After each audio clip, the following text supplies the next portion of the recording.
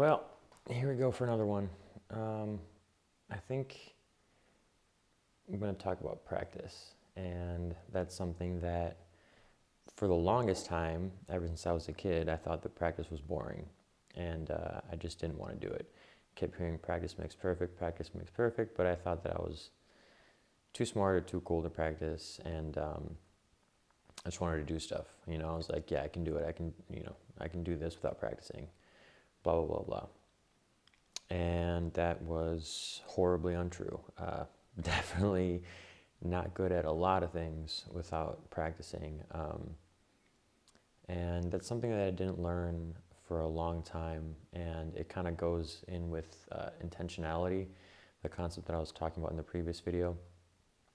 Basically, if you don't know, what you're trying to do and what you're trying to learn, you're just gonna be spending your energy figuring this out or that out and not really like spending it and directing it in the right place.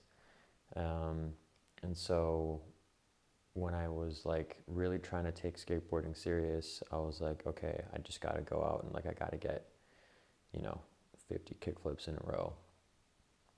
And that's also kind of like lacking in direction and vision, right? Because like that assumed that I knew how to do kickflips. And like, yeah, like I could land kickflips, I could do kickflips. So like doing 50 of them, that's one thing. But something that I didn't realize until like kind of later was that I was just doing them wrong. I was doing them wrong, and they never felt good, and they never looked good, and they were always underwhelming, and just always would make me frustrated. Like, yeah, like I was doing 50 kickflips in a day maybe if I was hitting that, but most of the time I wasn't, because I wasn't even landing like kickflips to even like count it. So just spending all my energy not being able to do the things that I wanted to, or like even just consistently, which was consistently land kickflips, like not just consistently, but like the proper way, the right way, like the good looking way, whatever that means, and that basically just kind of brings me back around to, knowing what you want to do, and then just learning basically how to practice. Just because you read something in a book or you saw it in a YouTube video, it's never really going to translate until you actually go out there and start doing it. One of the things that I kind of figured that out with too was going to the gym. It's like, yeah, you just lift the bar up and down, but it's not really true. Like there's form, and there's proper form, and there's technique, and there's a reason that like these rules and techniques are kind of there. I know in the previous video I was talking about like breaking rules and being a creative rebel, but there's some things that you just like kind of can't skip. I mean, you can some things, like you can kind of just keep doing your thing. But I think that there's definitely so much information out there on so many things, and they all tend to agree on at least like 5 things, you know what I mean? And like those 5 things are probably going to be important. Like if you're looking around about how to draw, and you keep hearing things like perspective, anatomy, like you should probably look into those, and you should probably like, start to notice and learn what they mean and start practicing them. Like, proportions, what does that mean? All these things. So yeah, just knowing more about the things that you're trying to learn about or get into, like you're going to start learning jargon, you're going to start learning all these things and techniques and blah, blah, blah. And it's really fun to dive into these concepts and to just kind of like imagine yourself doing them and excelling at them and being great. And then, you actually kind of have to go and do it though. And when rubber meets road, that's kind of, I think, where a lot of people sometimes find the most resistance. And to me, maybe I'm lucky. I kind of like learning, like the actual process. Like it's so much fun when I can put 1 and 1 and create 2, because like somehow it clicks inside of me, and my body or my mind or both, they kind of like synchronize, and I realize that I like learned something. Kind of feels like a ping, it's like, oh yeah, cool, like now I know that if I do this and in that way, it's going to produce this result. And like, learning is just stacking those feel-good moments on top of each other.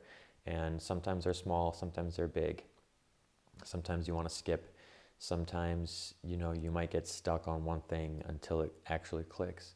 But yeah, to me, I actually enjoy the process, and all this stuff, I talk a lot about like maybe it's me, maybe it's innate, maybe it's this, maybe that. Like I do and I don't believe in that kind of stuff. Like I definitely believe that, if you're not talented at something, you can work at it. Whatever you don't have with talent, you can get with hard work. And that is true. And maybe there's some exceptions, but I don't, it's kind of defeatist in the first place to think about that or think like that. And,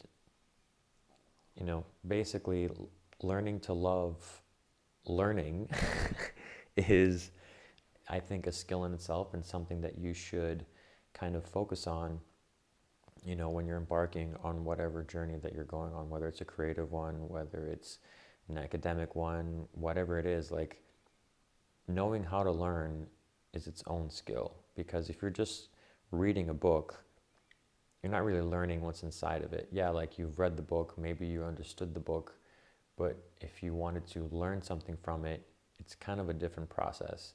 Like making sure that you can remember a section or a passage and kind of connect it to concepts like further down into the book.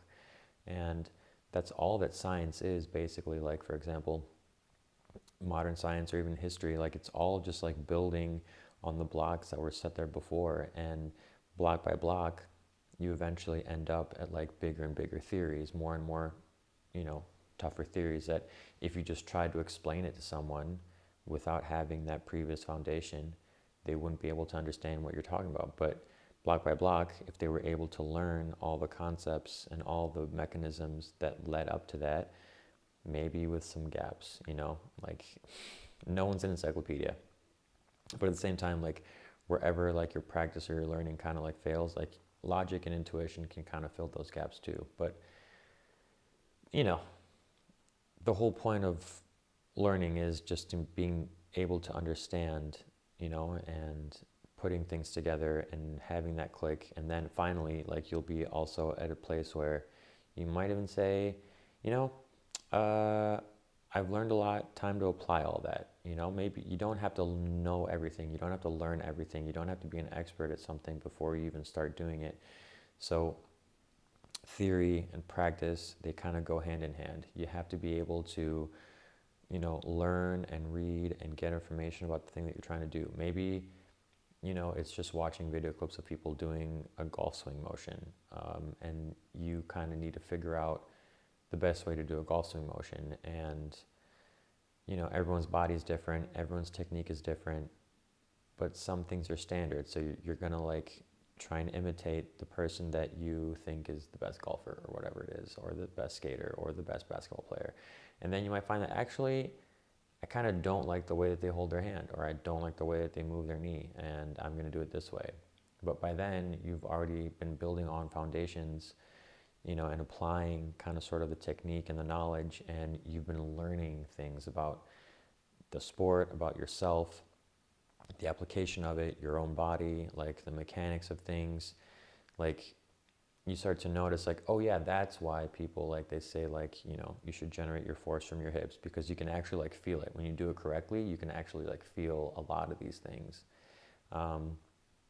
So yeah, basically just breaking your journey down into steps and things that you can do. Because yeah, we all love kind of sort of diving into the information aspect of it and just watching all these videos and yada yada yada. But like that's step one. You actually have to go out and start practicing and start doing and start working on the things that you want to get good at. And that might be an issue. Maybe that's why you stop doing something. And that's okay. You might find something else that actually motivates you more. And sometimes we think we want to do something and we try it and we're like, you know what, actually I didn't want to do that, or I don't really want to put more time into this. And that's okay too. Something that I kind of have difficulty with is these things that I get stuck on.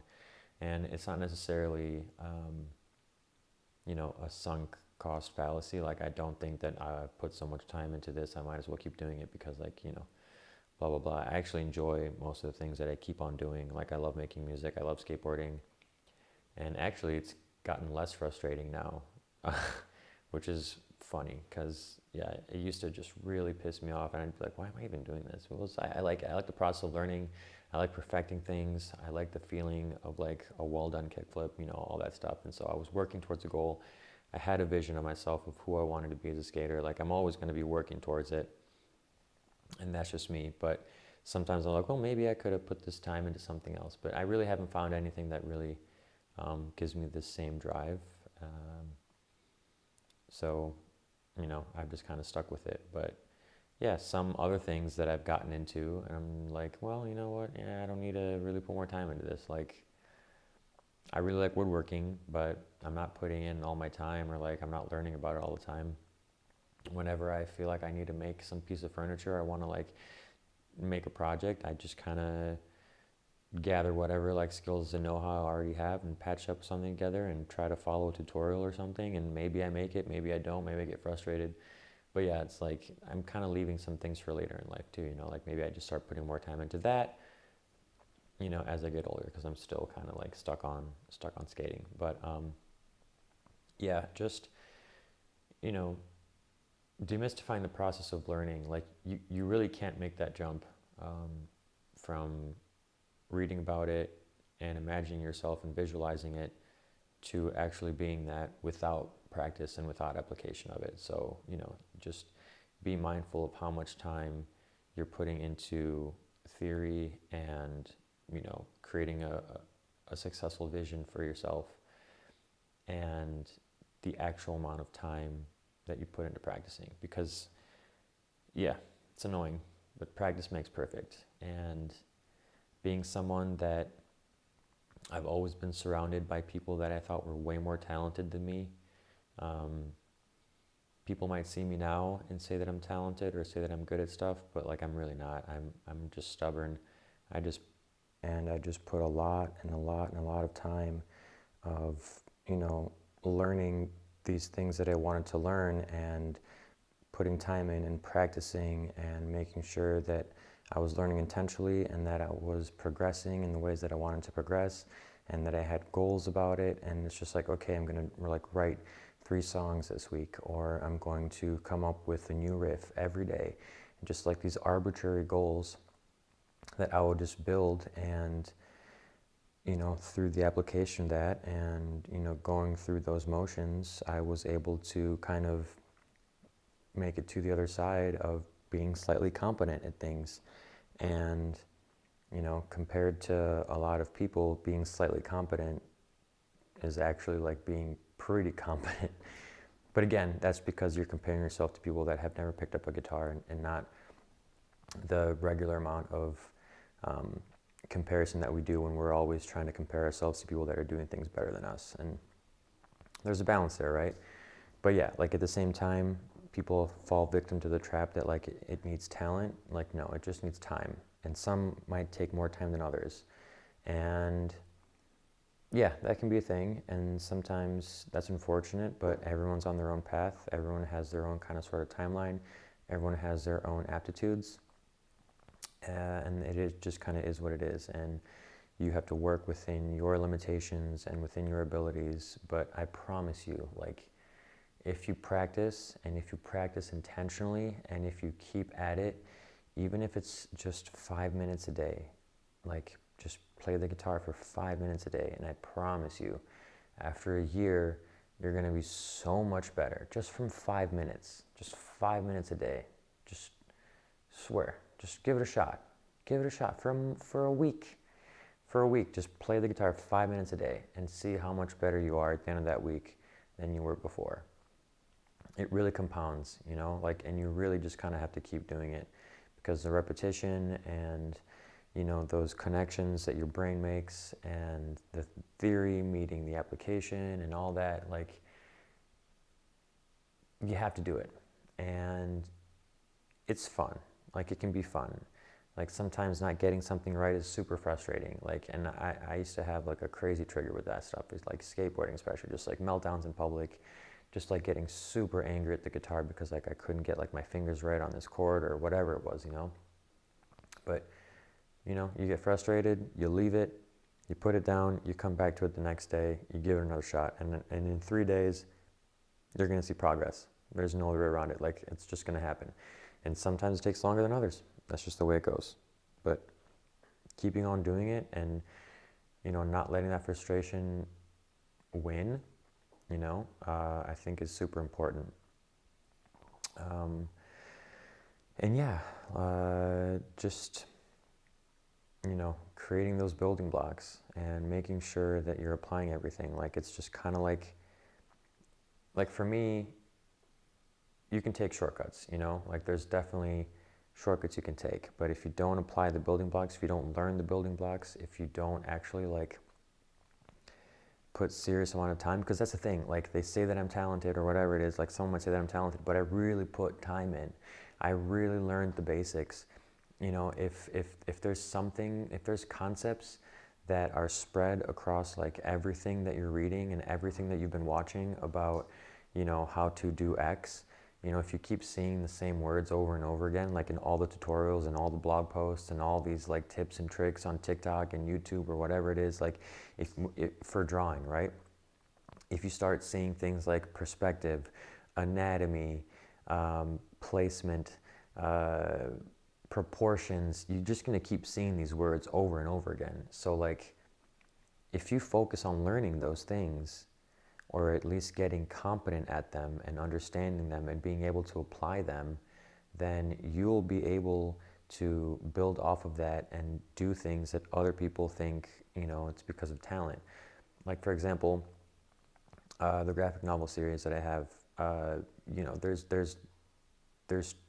things that I do to kind of shave time off the project, because like it's a huge project and I can't necessarily become competent and good at all kinds of art and all kinds of drawing and all kinds of proportions and just being able to draw whatever I want, like from my brain. Like, I don't have time to do that. And so I kind of have this concept of where if it's not in the script, I don't need to know how to draw it. But if it's in the script, then that means that now all of a sudden I have to learn how to draw like boulders, because now I'm like somewhere where there's a boulder in the scene in the graphic novel, and like it's gotta learn how to draw rocks.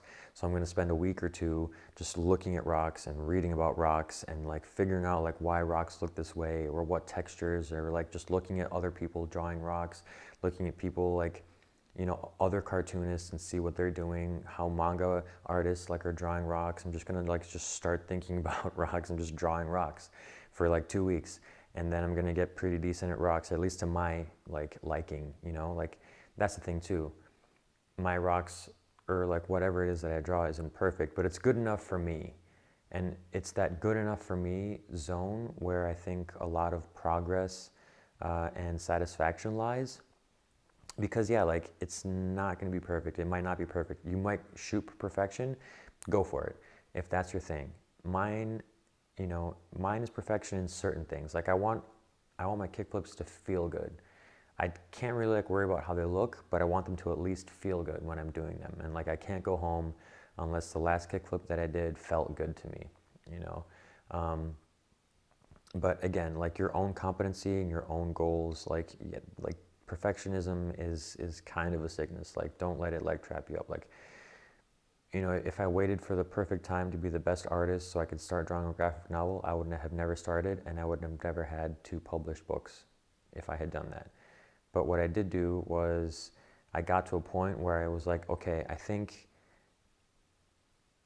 whatever I'm putting out right now is okay with me as an effort. Like if someone were to see this, I would be pretty proud of it, all things considered. And so I think that's sort of the window where I think you should be focusing on when you're thinking about like creating things or doing things, And again with the books, like for the longest time, like I was just drawing trees because they were in the forest, right? And then all of a sudden I was like, oh shit, that's right, they're going into the city. I was like, fuck, I have to learn how to draw cities now. And like, I have to learn how to draw buildings. I have to learn how to apply the things that I've learned about perspective, about people in places. Now I have to think about that as like buildings and building views and vistas and skylines and like views from above and like all these different ways where you could look at a city or draw a city or be in a city and like all these buildings. And So I had to learn how to do that. I spent a few weeks just like drawing cityscapes, you know, in like different ways. And then I was like, okay, cool. I think I got the hang of this. I can like start, you know, continuing with the book in the cityscape now that I'm kind of confident with that. But yeah, that's just kind of my rule with that. If I don't need to know how to draw something, I'm not going to put that time there. And like that's the thing too, like all this stuff takes time. And you know, because it might take more time for certain things than others, like you just kind of have to start getting smart about where you want to put your time in, you know? And that's just kind of the reality of certain things. But yeah, I hope this was helpful. Video before just kind of dropped off, so I had to pick up from where I remembered. I don't really have a script for these things. I try to keep it kind of conversational, and if someone had asked me about this stuff in real life and just the kind of things that I would say naturally, or at least like, you know, from my brain and from my understanding of these concepts, because I think it just kind of feels more natural, and it helps me to kind of organize it in my head too as I go. So yeah, sorry if it sounds kind of rambly or ranty, but I think I like this format. I hope you do too. So if you do, like, subscribe, and if you don't,